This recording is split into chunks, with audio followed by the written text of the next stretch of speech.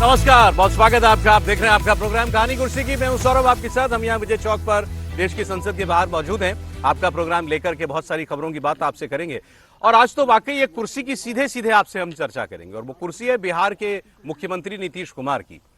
नीतीश कुमार की सेहत को लेकर के पहले दबी जबान में, फिर खुली चर्चा होने लगी और अब तो सीधे सीधे कहा जाने लगा है कि वो अपनी कुर्सी छोड़ क्यों नहीं देते हैं अगर वो इस वक्त पूरी तरीके से स्वस्थ नहीं है तो।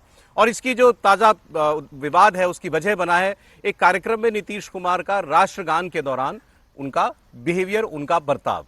और उनके बगल में मुख्य सचिव खड़े हुए थे और राष्ट्रगान बज रहा है, सब लोग बिल्कुल अटेंशन की मुद्रा में हैं, सावधान की मुद्रा में हैं और नीतीश कुमार उस दौरान कभी मुस्कुरा रहे हैं, कभी किसी की ओर हाथ जोड़कर नमस्कार कर रहे हैं, कभी मुख्य सचिव से कुछ कहने की कोशिश कर रहे हैं और वो नहीं सुन रहे हैं तो फिर उनको हाथ लगा करके फिर दोबारा अपनी बात कहने की कोशिश कर रहे हैं। और अटपटा सबसे ज्यादा ये लगा कि मुख्य सचिव को उनको इशारा करके कहना पड़ा कि आप शांत रहिए, अभी राष्ट्रगान चल रहा है। ये वाकया हुआ तो इसके बाद जो आरजेडी है उसकी तरफ से तेजस्वी यादव ने कहा कि ये तो राष्ट्रगान का अपमान है और मुख्यमंत्री को इस पर माफी मांगनी चाहिए। लेकिन राबड़ी देवी ने आज सुबह होते होते खुलकर वो बात कह दी जो कि विपक्ष के लोग अभी तक नहीं कह रहे थे।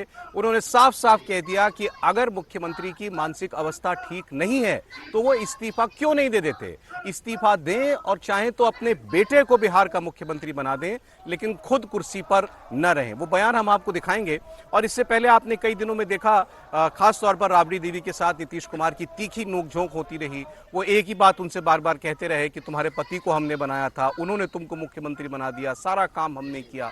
हर कार्यक्रम में वो एक बात जरूर दोहराते हैं कि हम इनके कहने पर इधर उधर चले गए थे, उनके साथ चले गए थे, मतलब आरजेडी के साथ चले गए थे, अब हम कहीं नहीं जाएंगे।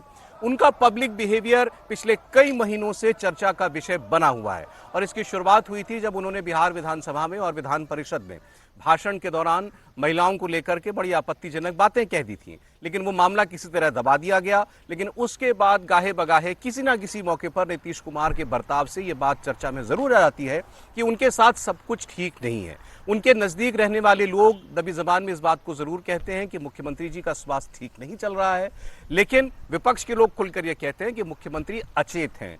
तेजस्वी यादव ने बार बार इस शब्द का प्रयोग करना शुरू कर दिया है और वो साफ इशारा करते हैं कि मुख्यमंत्री अब कंट्रोल में नहीं है।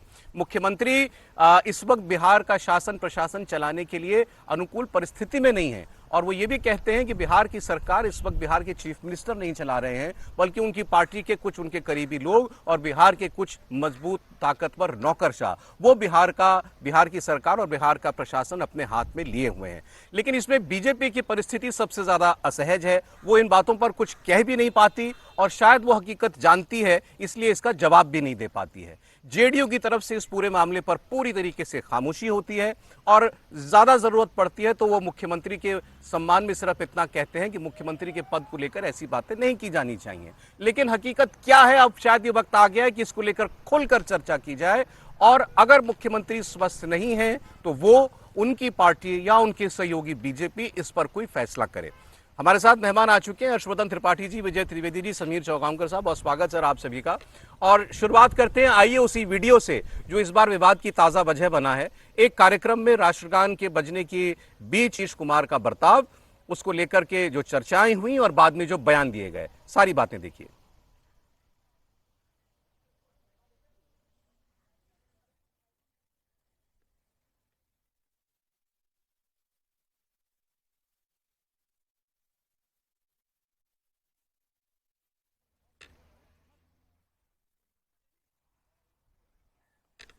ये वो तस्वीर है, इसमें राष्ट्रगान चल रहा है और सभी आप देखिए मुख्यमंत्री नीतीश कुमार को छोड़ करके बाकी सभी लोग बिल्कुल सावधान की मुद्रा में आपको दिखाई देंगे। नीतीश कुमार के जो बगल में खड़े हैं वो मुख्य सचिव हैं और नीतीश कुमार बार बार उनकी तरफ देखकर कुछ कह रहे हैं। सब जानते हैं कि राष्ट्रगान के दौरान कैसी आपकी मुद्रा होनी चाहिए, आपका बर्ताव कैसा होना चाहिए, सावधान की मुद्रा में आपको रहना चाहिए। उस दौरान आपके चेहरे पर भी जो है मुस्कुराहट या और किसी किस्म के भाव वो भी उचित नहीं समझे जाते। लेकिन यहाँ तो मुख्यमंत्री पूरी तरीके से शायद इस बात को भूल ही चुके थे कि राष्ट्रगान चल रहा है। आप लोग जहां हैं वहां खड़े हो जाइए, राष्ट्रगान सम्मान में अपनी अपनी जगह से खड़े हो जाइए।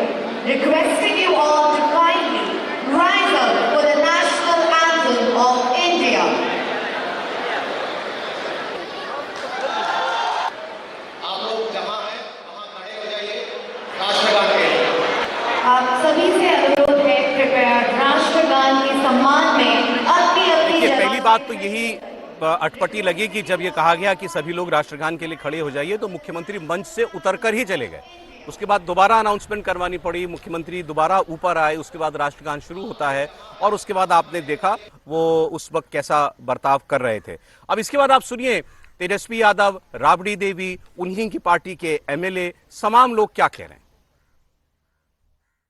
प्रधानमंत्री जी के लाडले मुख्यमंत्री जी ने जिस हिसाब से राष्ट्रगान का अपमान किया, हम बिहारी होने के नाते इन्होंने बिहार का नाम झुकाने का काम किया है और हम लोगों की मांग है और ये पूरे देश की मांग है, बिहार छोड़िए पूरे देश की मांग है कि जिन लोगों ने राष्ट्रगान का अपमान किया है, राष्ट्र का अपमान किया है, उनको राष्ट्र की जनता की तरफ से, राष्ट्र से 140 करोड़ जनता से माफी मांगना चाहिए। कोई राष्ट्र का चाहे कोई व्यक्ति हो, अगर अपमान करेगा तो हम क्या पूरा हिंदुस्तान नहीं सहेगा। मुख्यमंत्री जी को माफी मांगना चाहिए था। मुख्यमंत्री जी जो है अभी भी देखिए राष्ट्रगान का अपमान करके भी अभी तक कोई भी प्रतिक्रिया मुख्यमंत्री जी की ओर से नहीं आई। मानसिक ठीक नहीं है, उनका मानसिक ठीक नहीं है, ठीक नहीं है, इसीलिए मांग करते हैं अपना बेटा के बनावे। उनका काम नहीं दिमाग कर रहा था बेटा हो रहा है। देश का अपमान है राष्ट्रगान, पूरा देश का अपमान है। हम चाहेंगे कि सदन में माननीय मुख्यमंत्री जी आके सदन में माफी मांगना चाहिए, अरे माइक नीचे रखो ना, माफी मांगना चाहिए। अपमान हुआ है देश का, राष्ट्रगान का, पूरा देश भर में, पूरा देश और दुनिया देख रहा है। मैंने भी देखा कि बिहार के मुख्यमंत्री आदरणीय नीतीश कुमार जी जब राष्ट्रगान हो रहा था तो उनकी जो मानसिक स्थिति और शारीरिक स्थिति कहीं से भी मुझे स्वस्थ नहीं दिख रही थी। आपके माध्यम से मैं इस देश के प्रधानमंत्री नरेंद्र मोदी जी और इस देश के होम मिनिस्टर अमित शाह जी से मैं पूछना चाहती हूँ कि क्या आपको ये राष्ट्रगान के समय मुख्यमंत्री का जो शारीरिक और मानसिक स्थिति आपको सही लग रही थी? विपक्ष के नेता को राष्ट्रगीत और राष्ट्रगान में अंतर भी पता नहीं है। जब राष्ट्रगीत नहीं गाया था एएमआई का विधायक लोग, उस समय उनकी बकार कहाँ चली गई थी। ईडी सीबीआई से घबराए हुए हैं तो तुल का ताल नीतीश जी के व्यक्तित्व को सारा देश जानता है। नीतीश जी अब हताश निराश है, देख रहा है कि जेल जाएंगे तो अपना कुछ कर रहा है। महिलाओं के बारे में हम लोगों को अलौकिक ज्ञान दिया था, उस दिन आपको समझ लेना चाहिए था कि अभी उनकी मानसिक स्थिति कैसी है। आपको उस दिन समझ लेना चाहिए था कि जो भारतीय जनता पार्टी के बड़े बड़े कद्दावर नेता जिस तरह से लगातार बोल रहे थे कि आज माननीय मुख्यमंत्री जी की जो मानसिक स्थिति है बिल्कुल सही नहीं। हर पार्टी के व्यक्ति ने अपने हिसाब से टिप्पणी की है, लेकिन मामला गंभीर है और अब ये मामला बिल्कुल राजनीति से परे हो चुका है। इसलिए इस पर आज हम लोग एक खुली बहस कर रहे हैं। हर्षवर्धन त्रिपाठी जी ने तो कल ही मुझे लगता है एक्स पर एक पोस्ट करके सब कुछ अपनी राय क्लियर कर ही दी है, लेकिन मुख्यमंत्री जी का ये बर्ताव अब जैसा मैंने कहा कि केवल विपक्ष है इसीलिए कुछ कह रहा है, वहीं तक सीमित नहीं है। देखिए सौरभ जी, एक तो ये कि किसी के व्यक्तिगत स्वास्थ्य पर चर्चा करनी पड़े, टिप्पणी करनी पड़े, बहुत पीड़ादायी होता है लोकतंत्र में किसी नेता पर। लेकिन आप लोग कहानी कुर्सी की देखते हैं तो 6 महीने पहले इसी शो में हम लोगों ने ये चिंता जताई थी, 6 महीने पहले, कि नीतीश जी की जो अवस्था है वो कुछ तो गड़बड़ है। अब क्या गड़बड़ है ये उनकी तरफ से आना था, जनता दल यूनाइटेड की तरफ से आना था, बीजेपी की तरफ से आना था, लेकिन वो नहीं आया। और सचमुच कल वो जो वीडियो आया तो उसके बाद वही मशहूर पंक्तियां याद आती हैं कि कुर्सी है तुम्हारा जनाजा तो नहीं, कुछ कर नहीं सकते तो उतर क्यों नहीं जाते। बिहार का अपमान है, राष्ट्रगान का अपमान है, लेकिन उससे ज्यादा बड़ी जो बात है कि एक असहाय, एक विस्मृत अवस्था में रहने वाला व्यक्ति वो संवैधानिक तौर पर जो सबसे बड़ा पद होता है उस पर वो बैठा हुआ है। अब आप सोचिए ऐसा व्यक्ति होगा तो बिहार का कौन सा भला करेगा। और मुझे तो यह भी लगता है, भारतीय जनता पार्टी को लगता था कि ये चलता रहेगा, अक्टूबर नवंबर वाला चुनाव आ जाएगा और उसके बाद हम बदल देंगे, या कहें कि वो खुद ही आ जाएंगे। अब ये अवस्था हो गई है कि अगले ये 4-5 महीने भी बहुत भारी पड़ने वाले। भारतीय जनता पार्टी को भी ये सोचना चाहिए कि कहीं ये ज्यादा भारी न पड़ जाए, और जो एक तरह से कहे विपक्ष का हमला है, कम से कम इस मामले में तो दुरुस्त दिखता है। आपको कोई शक नहीं है इसमें कि वो फिट नहीं है? नहीं, ये मतलब ये पूरा देश मानता है और मैं भी मानता हूं, टिप्पणी नहीं करना ठीक लगता था, लेकिन अब लगता है कि ये देश के साथ अन्याय है, लोकतंत्र के साथ अन्याय है, और सबसे बड़ी बात, we the people of India जो जनता चुन कर भेजती है, ऐसे व्यक्ति को मुख्यमंत्री की कुर्सी पर एक क्षण नहीं रहना। अब राबड़ी जी तो साफ साफ कह रही हैं कि भाई मानसिक तौर पर अब ठीक नहीं है वो, अब उनको कुर्सी छोड़ देनी चाहिए। हालांकि उनको भी यही सूझा केवल कि अपने बेटे को बना दें, मतलब उनकी जगह कौन बनेगा तो उनको यही याद आया कि अपने बेटे को बना दें। बहरहाल, लेकिन नीतीश जी के स्वास्थ्य को लेकर अब गंभीर चर्चाएं हो रही है। देखिए, मुझे लगता है कि अब नीतीश कुमार के स्वास्थ्य को लेकर किसी चर्चा की जरूरत नहीं है। अब यह सार्वजनिक हो चुका है कि नीतीश कुमार मानसिक रूप से और शारीरिक रूप से पूरी तरीके से स्वस्थ नहीं है, और बिहार के मुख्यमंत्री की जिम्मेदारी निभाने की स्थिति में वो किसी भी स्थिति में नहीं है। एक सांसद होता, एक विधायक होता तो भी मान लिया था कि ठीक है भाई, विधायक है, कोई बात नहीं है, 6 महीने चुनाव है, कोई अब इसके बाद कोई दायित्व नहीं है, ठीक है, क्षेत्र की जनता झेल लेगी, 6 महीने बाद चुनाव होंगे। आप बिहार के मुख्यमंत्री हो, आप गठबंधन की सरकार चला रहे हो, और 6 महीने में चुनाव में जाना है। नीतीश कुमार की स्थिति तो मुझे लगता है कि उड़ीसा के जो मुख्यमंत्री रहे बीजू पटनायक, नवीन पटनायक, उनकी जो स्थिति थी जब चुनाव प्रचार के समय उनका हाथ हिल रहा था, और जिस तरीके से भारतीय जनता पार्टी ने उसे उठा के आक्रामक अभियान चलाया कि अब पूरी ब्यूरोक्रेसी उड़ीसा के प्रशासन चला रही है, मुख्यमंत्री स्वस्थ नहीं है।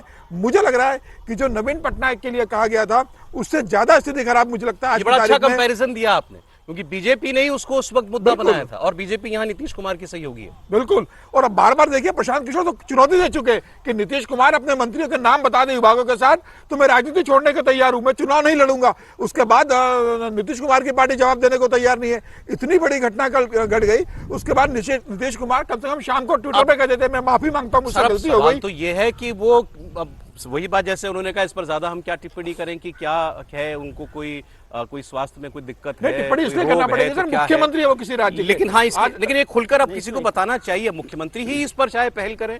कौन करेगा इस पर फैसला? मुख्यमंत्री फैसला करेंगे, उनकी पार्टी फैसला करेगी, या परिवार फैसला करेगा? खराब लगता है कि किसी के स्वास्थ्य पर निजी उस परिस्थितियों पर चर्चा की जाए, और ये कहना कि मानसिक स्थिति ठीक नहीं है, वो नहीं है। मुझे लगता है उनका स्वास्थ्य ठीक नहीं है। दूसरी बात, जो नेशनल एंथम का अपमान तो हुआ ही है, लेकिन वो इंटेंशनल नहीं है। मुझे लगता है वो खुद अपने कंट्रोल में नहीं है हेल्थ के हिसाब से, तो उनको खुद को तय करना चाहिए मुख्यमंत्री जी को। और मैं ये उम्मीद कर रहा था कि जो घटना हो गई, क्योंकि आप हेल्थ के हिसाब से यदि कंट्रोल में दोनों बातें विरोधाभासी हैं। अगर वो कंट्रोल में नहीं है तो वो क्या तय करेंगे? अगर विपक्ष ये कहता है कि वो कंट्रोल में नहीं है, या he is mentally not fit सभ्य भाषा में, तो वो क्या तय करेंगे? कोई और तय करेगा ना? नहीं, मैं ये कह रहा हूँ कम से कम मुख्यमंत्री कार्यालय से शाम को एक सॉरी या खेद प्रकट तो करना चाहिए कि राष्ट्र का अपमान हुआ है, तो उस पर पहली बात कितनी बार करें, वो तो इग्नोर कर रहे हैं ना। ये तो घटना, अभी वो किसी का पैर पकड़ लेते हैं, कभी कुछ कर देते हैं। नहीं, तो पैर पकड़ने में राष्ट्र का अपमान नहीं हो रहा ना, ये राष्ट्र के अपमान का मुद्दा है।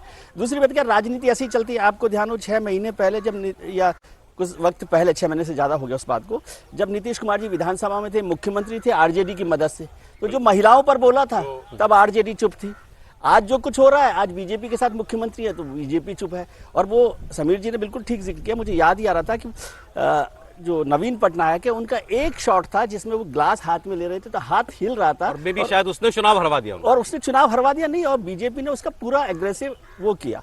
तो मुझे लगता है बीजेपी अभी सोच ही रही थी कि भाई इनको 6 महीने चला लिया जाए, लेकिन ये मुश्किल होगा उनके लिए भी राजनीतिक तौर पे कि क्या वो मुख्यमंत्री के तौर पर दुनिया को दिख रही है, हम लोग उस पर बात कर रहे हैं, ये बीजेपी को भी मालूम होगा, लेकिन अब वो राजनीतिक फैसला करना तो इस बार जेडीयू और बीजेपी आपको मतलब इनकी क्या रणनीति दिखाई देती है, या क्या सोचा होगा उन्होंने कि क्या किया जाएगा इसमें? देखिए, जैसा हमारे पूर्व मित्रों ने कहा, सभी लोगों ने, कि बीजेपी ये सोच रही थी कि चलिए दिक्कत तो है, लेकिन गाड़ी खिंच जाएगी अक्टूबर तक, चुनाव तक, उसके बाद इसी आधार पर हम बदल देंगे। ये बड़ा आधार बन जाएगा, स्वास्थ्य के आधार पर उनसे अनुरोध किया जाएगा कि भाई आप मत बनिए, हम दूसरा चीफ मिनिस्टर चाहिए। लेकिन अब जिस तरह रोज इस तरह की वीडियो आ रहे हैं, घटनाएं आ रही हैं, खबरें आ रही हैं, तो अब थोड़ा मुश्किल होता जा रहा है। और विपक्ष को एक मुद्दा मिल गया, विपक्ष तो बैठे ठाले एक मुद्दा मिल गया। अच्छा, आपने बड़ा अच्छा दिलचस्प सवाल किया था कि राबड़ी जी ने कहा कि अपने बेटे को बना दे। तो असल में परंपरा है राबड़ी जी की, उनको यही सूझा नहीं बेटा बना दो। नहीं, राबड़ी जी की यहाँ परंपरा है ना, वही मैं पहले कह रहा पत्नी फिर बेटा फिर बेटी, तो वो पारिवारिक परंपरा उनके यहाँ है। तो उनको यही लगा कि भाई बेटे को ही बना दे। हालांकि जनता दल यू में कई और बड़े नेता हैं जो बन सकते हैं इस लायक, लेकिन एक बार नीतीश जी दूध से जल चुके हैं जीतन राम मांझी को बना के, और जीतन राम मांझी फिर किस तरह उनसे बाहर निकले। दो उदाहरण बड़े दिलचस्प हैं, जीतन राम मांझी और चंपाई सोरेन, दोनों ने को दोनों परिवार से बाहर के लोग थे, बनाया गया कि अति भरोसेमंद है, और दोनों ही जो है फोल्ड से बाहर हो गए। तो इसलिए अब कोई खड़ाऊ सौंपी के और खड़ाऊ पहन ली उन्होंने, खड़ाऊ पहन ली, और मतलब अब वो उसका विरोधी हो गए वो। तो जीतन राम मांझी तो आज नीतीश कुमार जी के खेमे में एनडीए में है, लेकिन वो तो 2015 में खिलाफ हो गए थे बिल्कुल। तो इसलिए जो नेता लोग हैं और पार्टियां हैं वो भी डरती हैं, घबराती हैं। सर, चूंकि ब्रेक का समय हो रहा है इसलिए मैं ये सवाल पूछ रहा हूं आपसे कि क्या अब वो समय आ गया है कि ये दबाव बनाया जाए, और ये हम लोगों के लिए भी कह रहा हूं कि दबाव बनाया जाए कि अब इस सवाल से जेडीयू और बीजेपी बच नहीं सकती। देखिए, ये सवाल कोई तो उत्तर देना चाहिए। ये सवाल तो जेडीयू बीजेपी को एड्रेस करना ही पड़ेगा, एड्रेस करना पड़ेगा, क्योंकि बिहार का सवाल है। ये व्यक्ति नीतीश कुमार या किसी पार्टी का सवाल नहीं है, या कोई आरजेडी डिमांड कर रहा है, ये सवाल नहीं है। सवाल ये बिहार के मुख्यमंत्री शासन सुशासन का सवाल है। रोज बिहार से खबरें जिस तरह आ रही हैं, कानून व्यवस्था खराब हो रही है, तमाम सारी समस्याएं हैं, तो मुझे लगता है बिहार का सवाल है। मुझे लगता है ये सवाल पूछा जाना चाहिए और इसका जवाब कौन देगा ये भी तय करना चाहिए। अगर नीतीश कुमार जवाब देने की स्थिति में होते तो ये चर्चा ही हम लोग नहीं कर रहे। Exactly. और अगर थोड़ा सा भी उनके अंदर मतलब ये कहूंगा मैं कि इस लिहाज से शर्म लिहाज बची होती तो 2020 की बार वो बनते नहीं, जब 43 सीट पर रह गए थे। लेकिन अब जिम्मेदारी किस पर है? अब जिम्मेदारी है निशांत कुमार जो उनके बेटे हैं, जो संजय झा और विजय चौधरी के कांधे पे हाथ रख के खड़े थे। नंबर 1 पुत्र भी हैं, उनको अपने पिता को अपमानित होने से बचाना चाहिए। अगर वो बहुत स्वार्थी हो जाए तो बड़े लार्जर पिक्चर में देखें तो नेता के नाते बिहार का सम्मान बचाना चाहिए। और दूसरा इस पर जवाबदेह है वो है भारतीय जनता पार्टी, जिसको जवाब देना ही होगा, वो बच नहीं सकते। और भारतीय जनता पार्टी सबसे बड़ी पार्टी है गठबंधन।